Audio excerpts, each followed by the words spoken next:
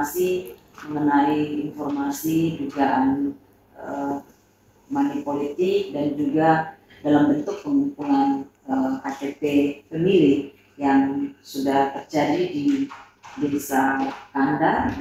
Masalahnya sudah sejauh mana penanganannya atau sudah ada laporan begitu.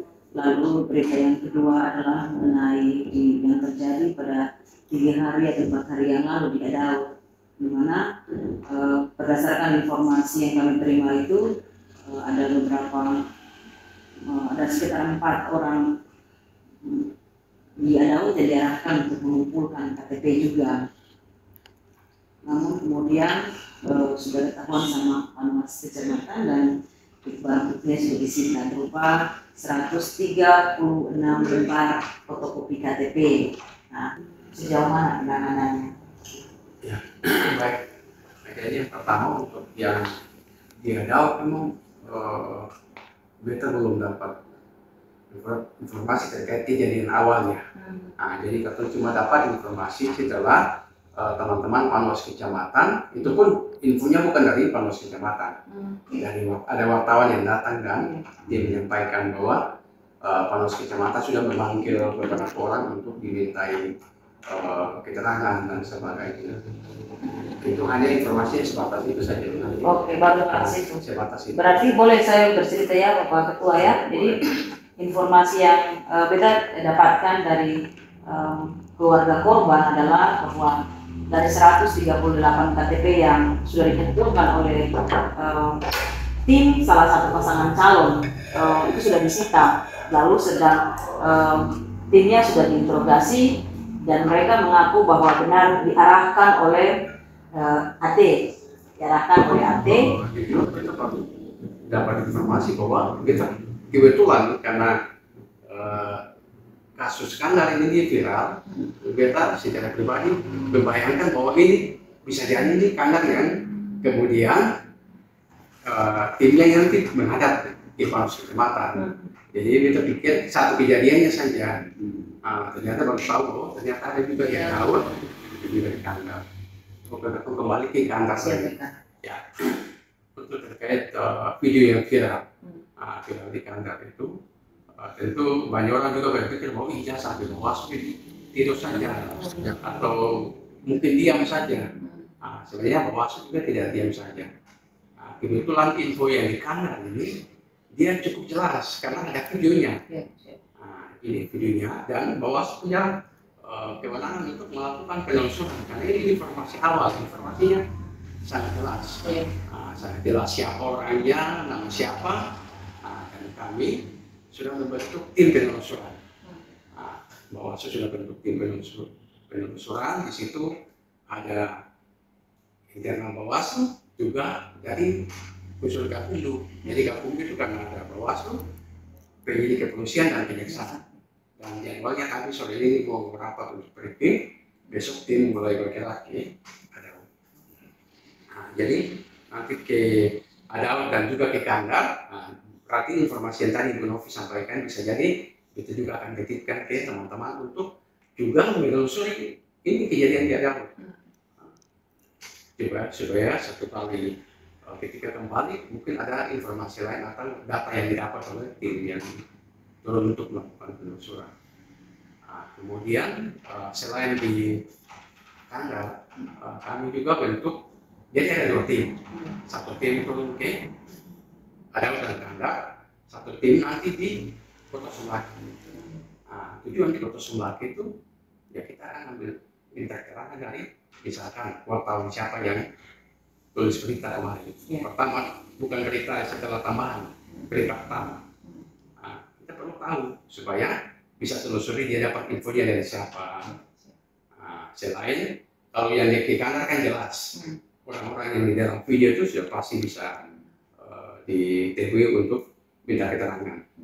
Nanti kalau dalam proses penelusuran ini ditemukan fakta bahwa memang betul ada dugaan tindak pidana politik uang, itu kemudian Bawaslu akan jadikan temuan.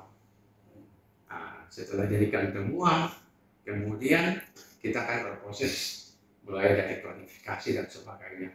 Kita akan memanggil semua pihak yang baik itu yang terlibat pada saat itu maupun pihak lain yang ada hubungannya dengan mereka. Jadi Bawaslu mulai tadi malam sejak viral, mulai kemarin videonya viral, kita langsung berkomunikasi, 3 pimpinan komunikasi, kita langsung bentuk tim, sore ini rapat dan besok tim mulai. Ya, waktu itu ini saya mungkin tambah sedikit. Yang sekarang muncul ke publik sudah sampai ke Bawaslu itu Kandar ya. Tetapi dari Kandar itu tidak beda dengan ada, karena rekaman ada, nanti mungkin saya kirim nanti ke Bapak untuk jadi radio juga terkait kasus itu. Sebenarnya ini seperti yang kita nikmati pikiran dari Bapak bahwa ada itu jelas karena itu kira-kira melanggar ketentuan ada strategi yang akan dilakukan. Kalau bicara soal melanggar ketentuan, itu juga belum bisa berkesimpulan. Nah, kita perlu cari fakta yang sebenarnya seperti apa, kemudian kejadiannya seperti apa. Dan memang kalaupun nanti ini belum bisa berkesimpulan, tapi kan tapi sudah bisa melihat bahwa demokrasi di Tanimbar ini jangan lagi kotori dengan hal-hal yang melanggar ketentuan, apalagi yang berkaitan dengan politik uang. Ini himbauan untuk semua, untuk semua pasangan calon. Kemudian bukan hanya untuk di Kanan saja. Di depan kami juga akan telusuri informasi seperti yang Pak Yekor suruh kirim bahwa di Tanu juga ada pasangan calon lainnya juga memberikan beras atau materi lainnya, kami juga akan perlakukan yang sama. Jadi ini bukan hanya untuk pasangan nomor 3. Bawaslu dalam posisi adil ke semua. Jadi kalau itu dia terjadi ke pasangan siapapun, kita akan telusuri, dan kalau itu terbukti tetap kita akan kebetulan yang jadi perhatian masyarakat selama ini adalah politik uang. Nah, padahal kan jenis pelanggaran itu kan banyak sekali. Misalkan melibatkan ASN dalam kampanye. Soal melibatkan ini memang agak susah sih. Kalau dia cuma datang menonton, itu boleh. Yang penting dia tidak menunjukkan simbol-simbol atau apalagi yel-yel pasangan tersebut, apalagi angkat jari untuk menunjukkan simbol dari pasangan tersebut, itu masih tidak boleh. Tapi kalau datang dan mendengarkan visi-visi, boleh. Yang jadi pertanyaan, apakah semua pasangan ketika datang di situ, dia datang untuk mendengar visi-misi atau tidak? Nah, tapi soal itu kami hanya menghimbau supaya sebaiknya hindari. Tapi kalau mau datang dengan visi-misi, semua pasangan calon yang datang di situ wajib datang mendengar. Jangan karena yang datang ini PS saja lalu datang bahwa kita mau dengar visi misi, betul, tidak masalah. Tapi secara etika kan kalau mau dengar visi misi berapa semua pasangan calon datang dan dengar. Seperti itu. Pak Ketua, memang laporan awal ini kan akan ditelusuri. Bagaimana kalau misalnya terbukti nanti bahwa ada dugaan pemerasan yang dilakukan oleh oknum di instansi ini, apa imbauannya atau langkah-langkah apa yang akan dilakukan? Ya, jadi kalau sesuai ketentuan, apabila ada pelanggaran kode etik yang dilakukan oleh jajaran ad hoc ke bawah, jadi berarti pengawas kecamatan, pengawas desa, pengawas TPS, kewenangan untuk memproses itu ada di bawah kabupaten. Tetapi bicara soal kode etik ini kita tidak bisa langsung serta-merta melakukan proses kalau proses pidananya misalkan ada pihak yang dirugikan melaporkan ke pihak berwajib dan berproses, lalu kita bisa ambil tindakan. Jadi hasil dari misalkan dari pihak kepolisian jelas bahwa itu terjadi dan terbukti, lalu kita berproses seperti itu. Jadi dia lebih pada kita berpatokan bahwa sudah terjadi kasus lain yang ada kaitannya dengan tindakan yang melanggar. Untuk kasus-kasus dugaan money politik ini, batas waktu pelapor atau kadaluarsanya berapa lama? Sebenarnya kalau itu dilaporkan oleh masyarakat, mungkin tadi kita lewat tadi dulu pertanyaan bahwa apakah ada yang bisa melaporkan. Memang share ini terkait kasus di Kandar itu maupun ada hampir atau tidak ada yang melaporkan, tapi informasi yang didapat di medsos, di WA Group maupun ada teman-teman yang kirim videonya kirim. Kalau tidak ada pelapor bagaimana? Karena tidak ada pelapor, kita ambil ini sebagai informasi awal. Dan informasi awal ini sangat jelas karena ada videonya dan sebagainya. Jadi dia lebih gampang untuk ditelusuri.